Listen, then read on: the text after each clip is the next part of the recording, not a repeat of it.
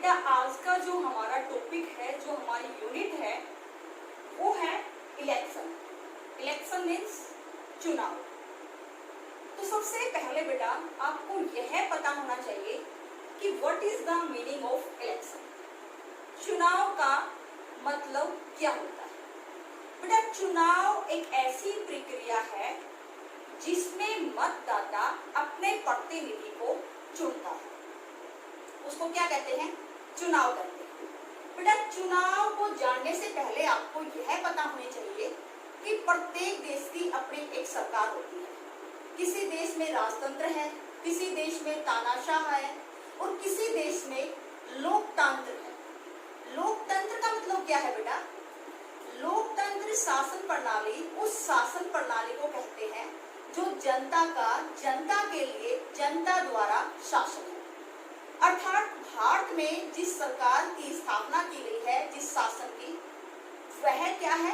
लोकतांत्रिक शासन प्रणाली। तो बेटा लोकतंत्र भी दो प्रकार का होता है, एक प्रत्यक्ष चुनाव प्रणाली और एक अप्रत्यक्ष चुनाव प्रणाली। प्रत्यक्ष चुनाव प्रणाली डायरेक्ट इलेक्शन सिस्टम और अप्रत्यक्ष चुनाव प्रणाली इनडायरेक्ट इलेक्शन सिस्टम। तो भारत में जो चुनाव का तरीके हैं वो दो तरीके से है। चुनाव क्या है? चुनाव एक ऐसी प्रक्रिया है जिसमें मतदाता अपने वोट का प्रयोग करके अपने प्रतिनिधि का क्या करते हैं? चुनाव करते हैं। तो चुनाव की डेफिनेशन क्लियर हो गई बेटा। अब बात आती है जो लोकतंत्र है वो कितने प्रकार का है? लोकतंत्र दो प्रकार का है, डायरेक्ट इलेक्शन सिस्टम और इनडायरेक्ट इलेक्शन सिस्टम। आज हम इस वीडियो में आपको डायरेक्ट इलेक्शन सिस्टम के बारे में बताएंगे कि प्रत्यक्ष चुनाव प्रणाली का मतलब क्या होता है। What is the meaning of direct election system? बेटा प्रत्यक्ष चुनाव प्रणाली वह चुनाव प्रणाली होती है जिसमें मतदाता कौन? भारत में जिसकी आयु 18 साल या 18 साल से ज्यादा है उसको क्या बोलते हैं? मतदाता। तो उसको वोट देने का अधिकार है और यह अधिकार कानून ने सभी को बिना किसी भेदभाव के जाति, धर्म, भाषा के आधार पर न देकर समानता के आधार पर सभी को वोट डालने का क्या दिया है? अधिकार दिया है। तो प्रत्यक्ष चुनाव प्रणाली वह चुनाव प्रणाली होती है जिसमें मतदाता अपने मत का प्रयोग अपनी इच्छा से करके अपने प्रतिनिधि का डायरेक्ट प्रत्यक्ष रूप से क्या करता है?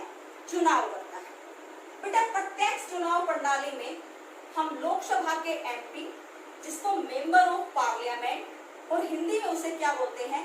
सांसद बोलते हैं, और राज्य विधानसभा के एमएलए को चुनते हैं।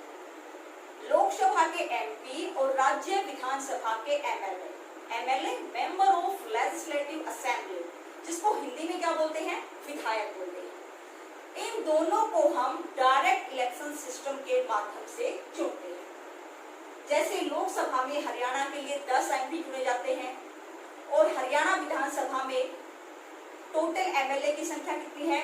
90 है।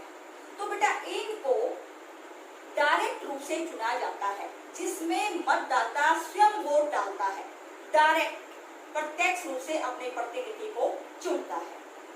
अब बात आती है बेटा ये जो प्रत्यक्ष चुनाव प्रणाली है इसके बारे में विद्वानों के अनेक अलग अलग तर्क हैं।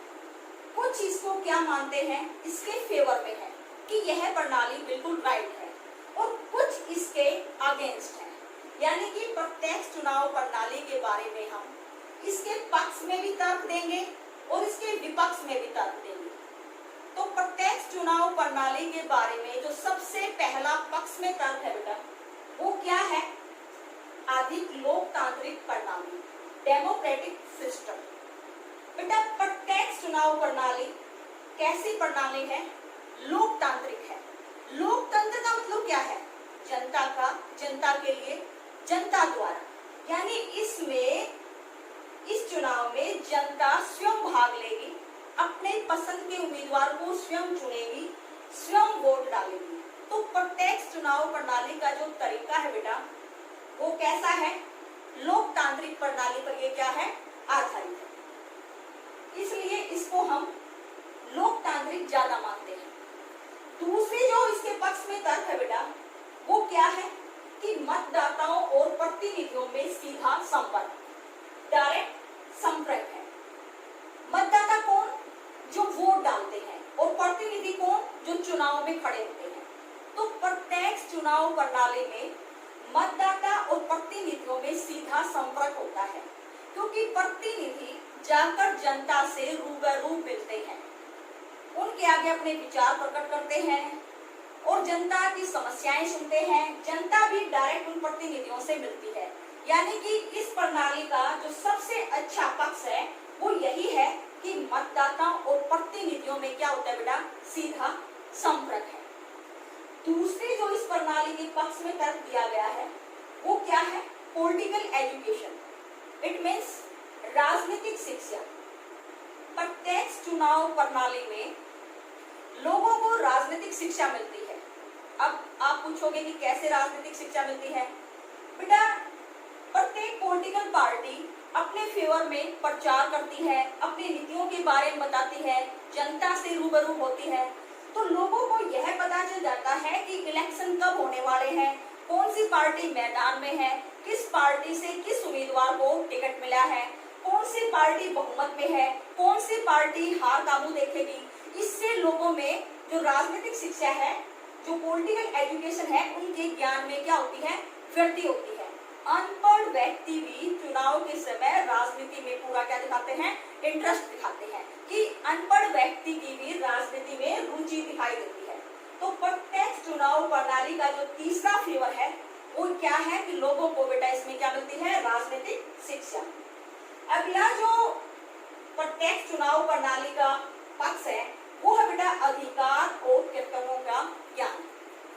बेटा, प्रत्यक्ष चुनाव प्रणाली में लोगों को अपने अधिकारों का ज्ञान होता है कि प्रत्येक व्यक्ति को वोट डालने का अधिकार है, चुनाव लड़ने का अधिकार है, पॉलिटिकल पार्टी बनाने का अधिकार है, सरकार की बुराई करने का अधिकार है, अगर सरकार ने अच्छे काम किए हैं तो सरकार की प्रशंसा करने का अधिकार है।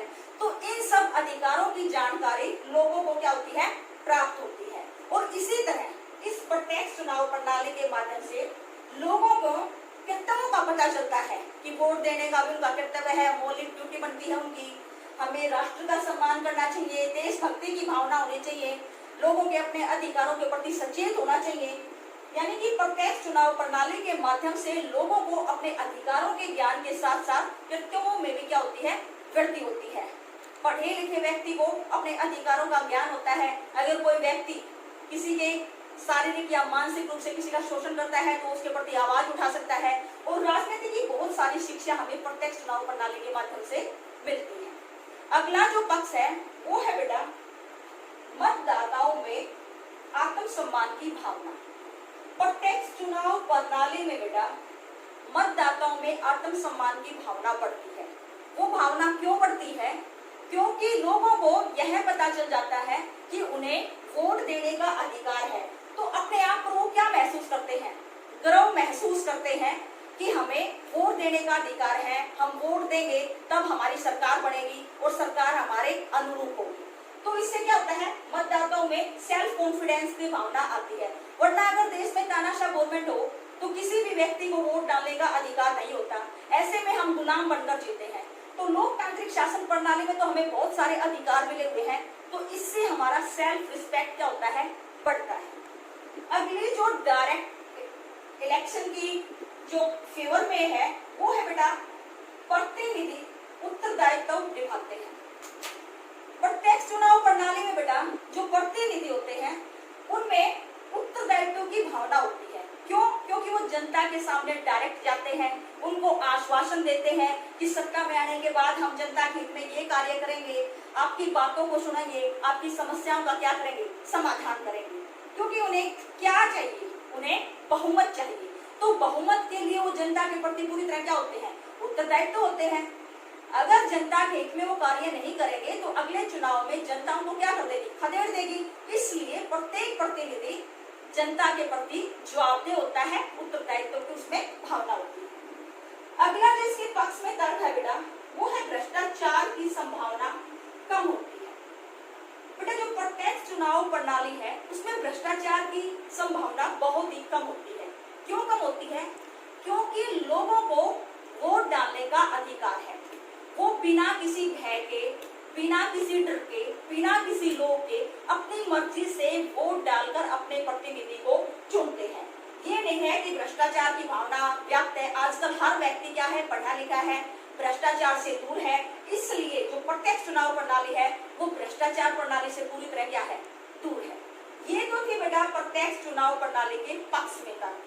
अब बात आती है कि जो प्रत्यक्ष चुनाव प्रणाली है उसके विपक्ष में आप क्या तर्क प्रस्तुत करोगे, क्योंकि बेटा हर चीज के साथ, अच्छाई के साथ साथ हर चीज में बुराई उसके साथ चलती है। तो अगर प्रत्यक्ष चुनाव प्रणाली के विपक्ष में हम तर्क दें तो प्रत्यक्ष चुनाव प्रणाली का विपक्ष में जो पहला तर्क है बेटा वो ये है कि साधारण मतदाताओं में मत का प्रयोग करने की क्षमता का अभाव होता है। मतलब जो साधारण लोग हैं, जो बिल्कुल किसी चीज से, ज्ञान से प्रभावित नहीं है, उन लोगों को अपना वोट डालने का जो प्रभाव है वो पता नहीं चलता, यानी कि उन्हें वोट की कीमत का पता नहीं है। आज भी भारत दुनिया में ऐसे बहुत सारे व्यक्ति हैं जो अपने वोट का सही तरह से क्या नहीं कर सकते, प्रयोग नहीं कर सकते। तो ये प्रत्यक्ष चुनाव प्रणाली के विपक्ष में है ये तर्क कि साधारण मतदाताओं में मत का प्रयोग करने की क्षमता का अभाव होता है। उन्हें नहीं पता चलता कि किस पार्टी के पक्ष में वोट देनी चाहिए, कौन सी पार्टी अच्छी है, कौन सी पार्टी उनके हित में काम करेगी।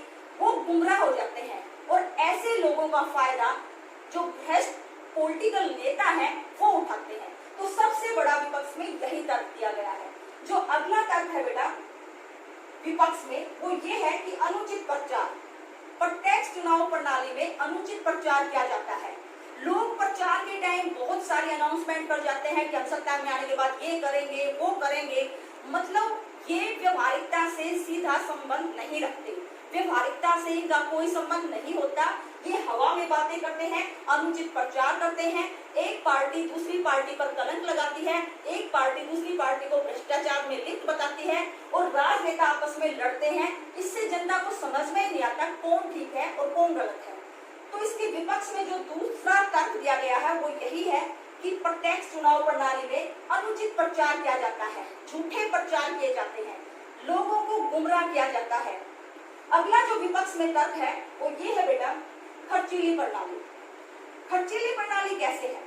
प्रत्यक्ष चुनाव प्रणाली को क्या माना गया है? खर्चीली चुनाव प्रणाली है, क्योंकि चुनाव में खड़े होने के लिए जो पैसा है वो पानी की तरह बहाया जाता है। ठीक है, रैलियां होती हैं, लोगों को प्रलोभन दिया जाता है, वोट खरीदे जाते हैं, पैसों में खरीद बिक्री होती है। गरीब व्यक्ति के पास इतना पैसा नहीं होता कि वो इलेक्शन में खड़ा हो जाए। गरीब व्यक्ति इतना पैसा पानी में नहीं बहा सकता या पानी की तरह नहीं बहा सकता। तो ये प्रणाली कैसी है? बहुत ही खर्चीली प्रणाली है। यह लोकतंत्र को चोट पहुंचाती है। जहां लोकतंत्र में लोगों को समानता का अधिकार दिया गया है तो प्रत्यक्ष चुनाव प्रणाली गरीब व्यक्तियों के लिए अनुचित है। गरीब व्यक्ति राजनीति में कोई इंटरेस्ट नहीं लेते। क्यों?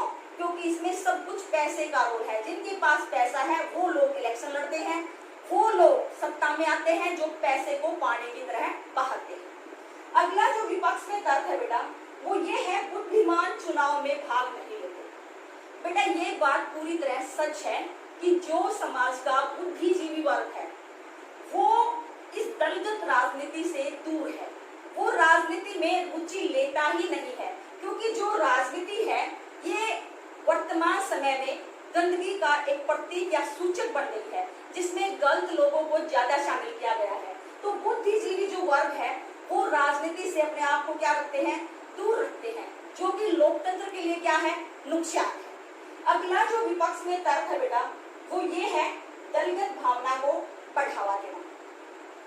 प्रत्यक्ष चुनाव प्रणाली के बारे में विपक्ष में अलग से जो तर्क दिया गया है दलगत भावना को बढ़ाना, यानी कि इसमें दलगत भावना का विकास होता है।